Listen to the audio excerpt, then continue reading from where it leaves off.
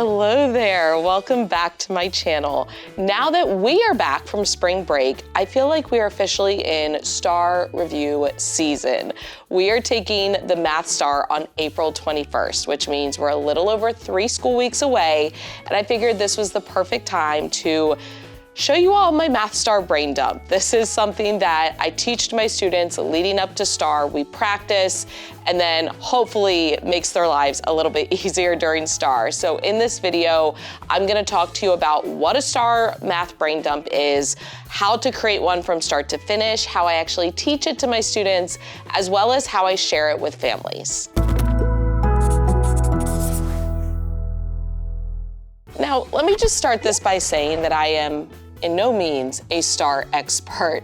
If you have no idea what STAAR is, it's essentially the big standardized test that students take in the spring here in Texas. Being that this is only my 2nd year teaching in Texas, that means it is only my 2nd year preparing my students for STAAR. When I previously taught in Maryland for 7 years, we did have standardized tests, so I'm familiar with the test taking process.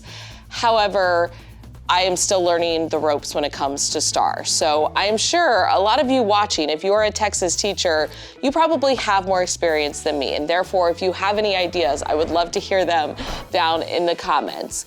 But I am a very systematic person. And so in this video, I'm gonna walk you through the very systematic brain dump that I have my students practice leading up to STAAR, and I can only cross my fingers that when they get to the actual test, they will put this together themselves. So what is a STAAR brain dump? Essentially, when students take a standardized test like STAAR, they get scratch paper.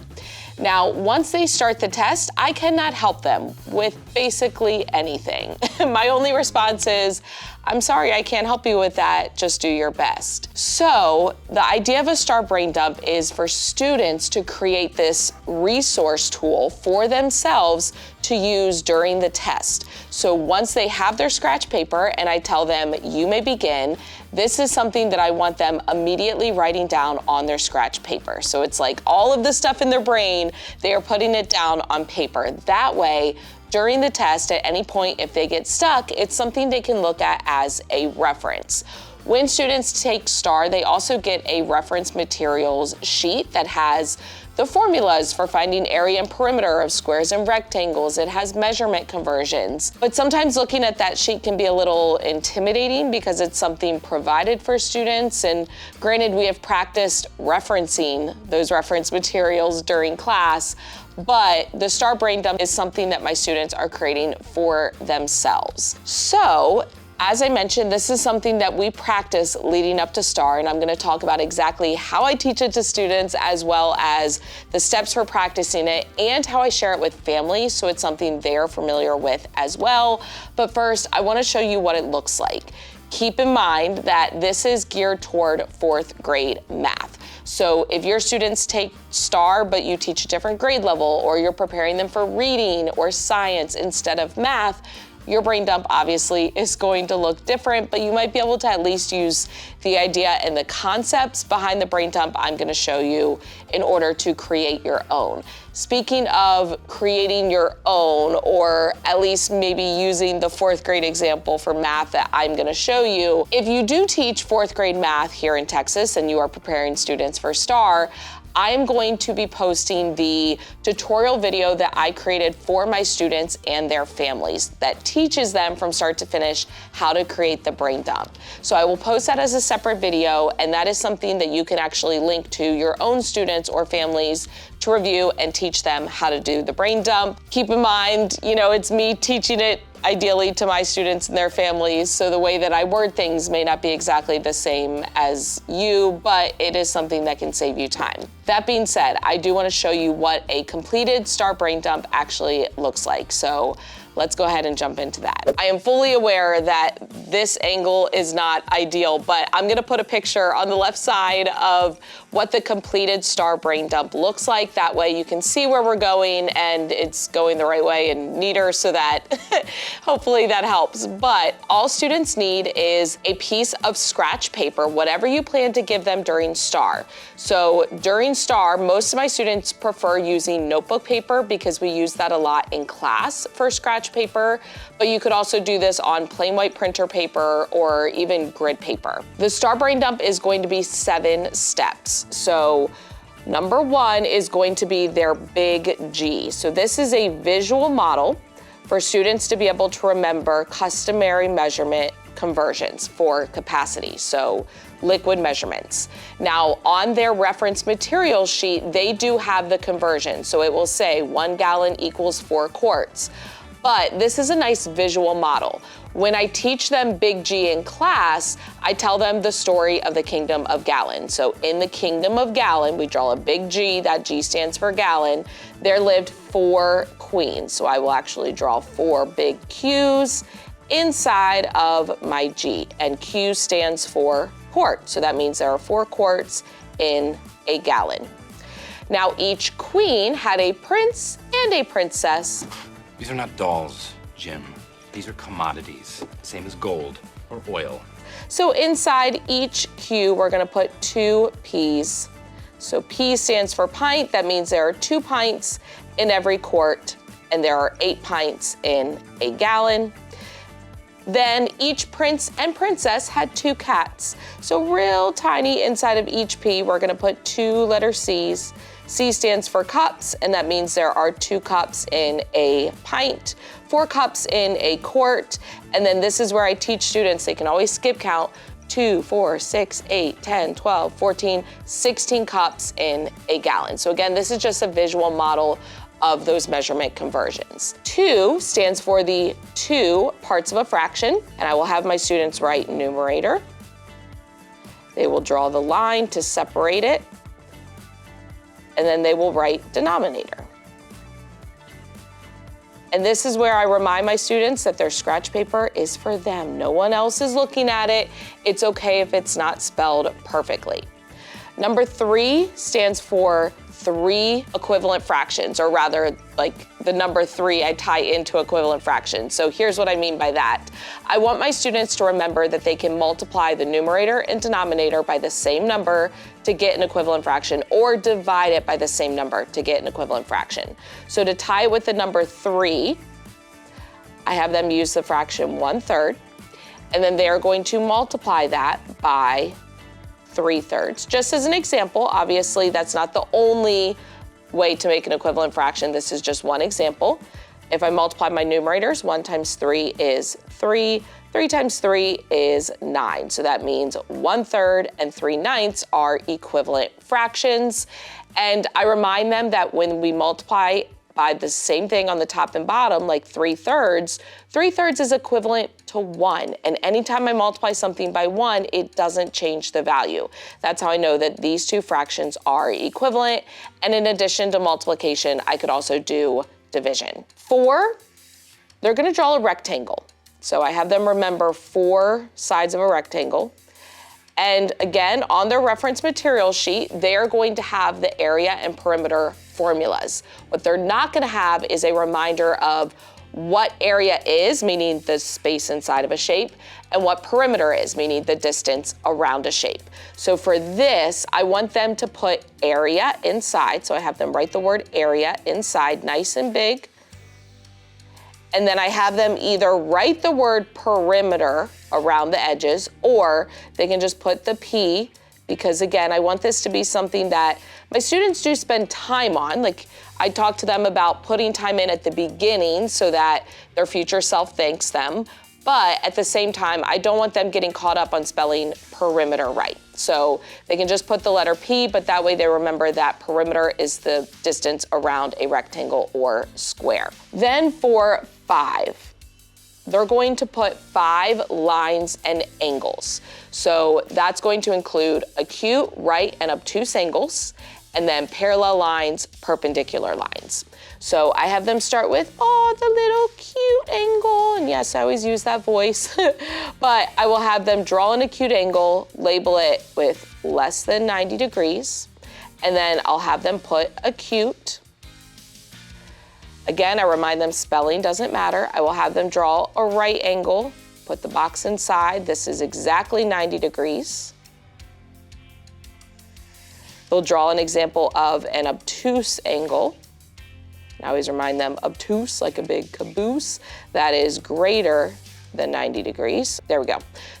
Less than 90 degrees for acute, greater than 90 degrees for obtuse. I will have them draw an example of parallel lines.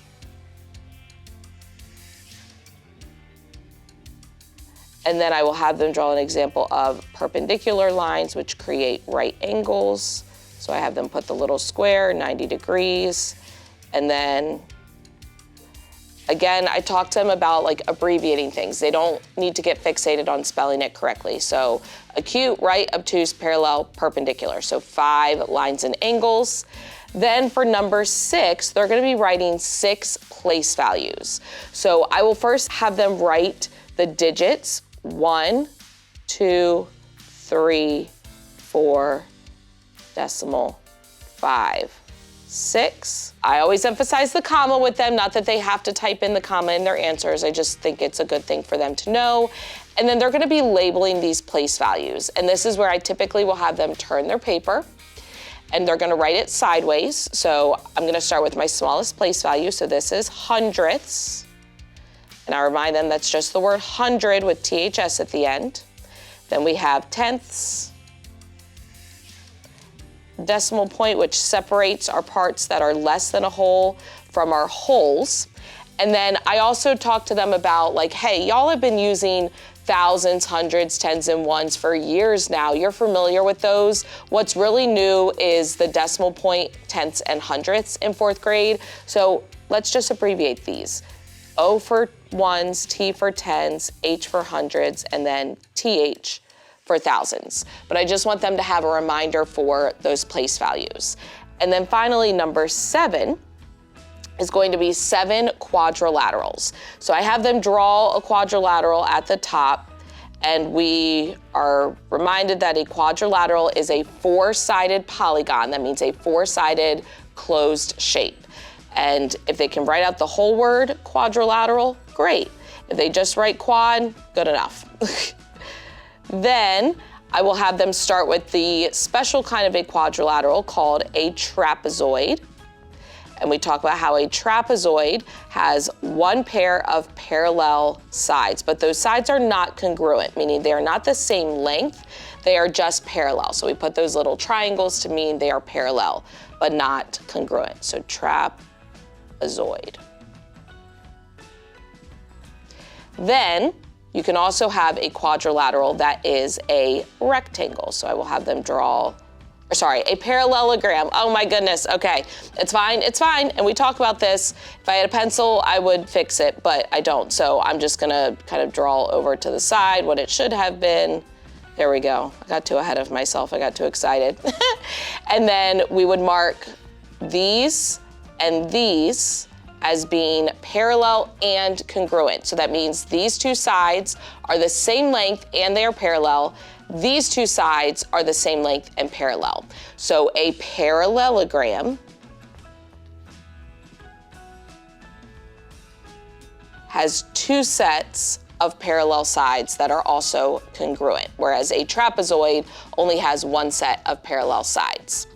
Then we talk about parallelograms can also have 4 sides that are congruent. That's called a rhombus. So if these 2 sides are also congruent, meaning the same length as these 2 sides, then we have a rhombus. So I'm gonna put the same line on each one, rhombus. But if they're not congruent, or maybe are congruent, but create right angles, that's the special key, right angles, we call that a rectangle. Right angles, rectangle. So I'm gonna put those square corners, and then for this example, I have these 2 sides as congruent and these 2 sides as congruent, but not necessarily all congruent to each other. That is a rectangle. But sometimes a rhombus and a rectangle can also be a square. So a square is a rhombus, which is also a parallelogram, which is also a quadrilateral. A square is a rectangle and also a parallelogram and also a quadrilateral. So a square has right angles and 4 congruent sides. So just like a parallelogram, it has 2 pairs of parallel sides. Just like a rhombus, it has 4 congruent sides. And like a rectangle, it has 4 right angles. So this is a square. Now, in order to connect this with the number 7, I want them to draw 7 quadrilaterals, and so far we only have 6. So I have them list just a special kind of trapezoid, which we call a right trapezoid. That's when it has 2 right angles in addition to the 1 pair of parallel sides. So these right here are right angles, and this is just called a right trapezoid. So some trapezoids have right angles, but not all of them. So now we have our 7 quadrilaterals and our 7 steps of our brain dump. Ideally, students would fit this on one side of a piece of paper, but I also know that that's not necessarily a possibility for all students. So I remind them they can have as much scratch paper as they need. If they need to go onto the back to create this, they can. Now, if that's your first time ever seeing a brain dump or specifically seeing my brain dump, you may be thinking it's a lot, and it is to a certain degree. However, when it comes to teaching this to students, I actually start basically 3 weeks out from STAAR. I want to have about 14 school days to teach this to my students. The first 7 school days of preparing for STAAR and teaching them the brain dump are dedicated to teaching them 1 step at a time. So the very first day, which this is going to be happening next week for my students, I will teach them just Big G. So just the number 1. Now, they've already learned Big G in class. They're now just learning the 7 steps to the brain dump. So I will train them so that when I go 1, they'll go Big G, and then they will draw their Big G. So they're practicing on day 1, just drawing Big G. That's it. Then on day 2, I'm gonna teach them the second step, which is the 2 parts of a fraction. So on day 2, I would go 1, and they go Big G, and they're gonna draw it. And then I go 2, and they go parts of a fraction, and they're writing numerator, denominator. Then on day 3, I'm teaching them equivalent fractions. So they already know how to do Big G, they already know 2 parts of a fraction, and then now they're learning the 3 example for equivalent fractions. So I would go 1, and they'd go Big G and draw it. 2 parts of a fraction, they draw it. 3 equivalent fractions, they do their examples. So for the first 7 days, we're just building those steps sequentially, 1 by 1. Then I typically like to spend about 7 days where we're practicing the entire thing. Usually the first 2 or 3 days, I will do it with them under the document camera, but we're practicing, right? So I'll go 1, and then they go Big G, and I am doing it under the document camera with them as they do it on their own. Then the last 3 to 4 days, ideally, I am just saying the number and they are doing it on their own. And really that last day and hopefully the day before, I'm not even cueing them. I'm just saying you may begin, and I'm having them do the brain dump. So this is something that they are practicing again and again and again, so they get much faster. Now, in my little tutorial, it took me about 10 minutes to throw this together. I was talking through it, but I also write faster than my students. I would say on average, this takes students about 10 minutes to do. The hope is, once I say you may begin on STAAR, I can no longer help them. I want my students to do this on their own. Now, I can't remind them. If they choose not to do it and they go right into the test, so be it. But I am practicing with them so many times leading up that they should know that that is the expectation. I basically tell my students when I say you may begin, the first thing I want you to do, you've got your Chromebook open, you've logged into it, I want you to put it at a 45. That means I want you to take the screen and tilt it about halfway down. That way you're not distracted by the screen, you're not reading the test questions, and you're gonna make your STAAR brain dump. They also know they can have as much scratch paper as they need. So I want them to use their entire first piece of scratch paper just for the STAAR brain dump. And I always tell them, hey, if there's other notes you wanna make for yourself, do it on the back. You're able to use this for the rest of the test. And I also remind them that once they finish the test, they're just gonna sit there like a lump on a pickle. So they might as well put in the time, create this, so that as they go along, it's something they can look back on. So that is how I teach my students to do the STAAR brain dump. But this is also something I want to share with families. That way, when students come home and hopefully talk about the STAAR brain dump, their parents have a reference point. And if it's something that families want to practice at home, they have an example, they have a video tutorial, and it's something that they can recreate very easily. So in order to communicate this with families, I actually put together an entire Google folder full of resources for families leading into STAAR. So again, about 3 weeks out from the test, so for me, this is gonna be next week, I will communicate with families all these different materials, where to find them, how to use them. I'm gonna go through that in a future video. This video is just about the Math STAAR brain dump. But in response to that Math STAAR brain dump, I will give parents that exact same example that I showed you. I share that with families so that they have a completed example, they know what it should look like.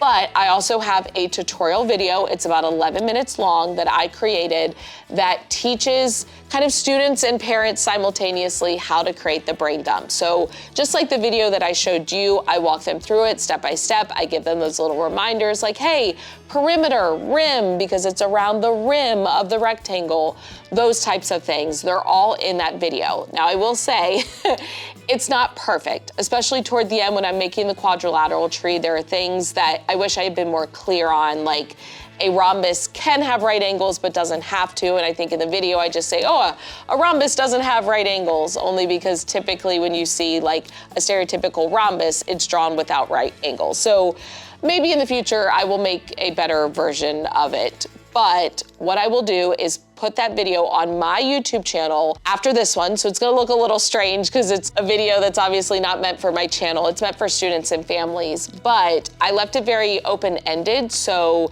as long as you teach 4th grade in Texas and your students are preparing for STAAR, you can link parents and families and students to that video and it will teach them how to do the brain dump. Now, of course, this is my version of the brain dump. This is just what I feel like is most useful for my students during the test based on what they already get on the reference sheet and just those little reminders that I feel like I constantly have to give them during class.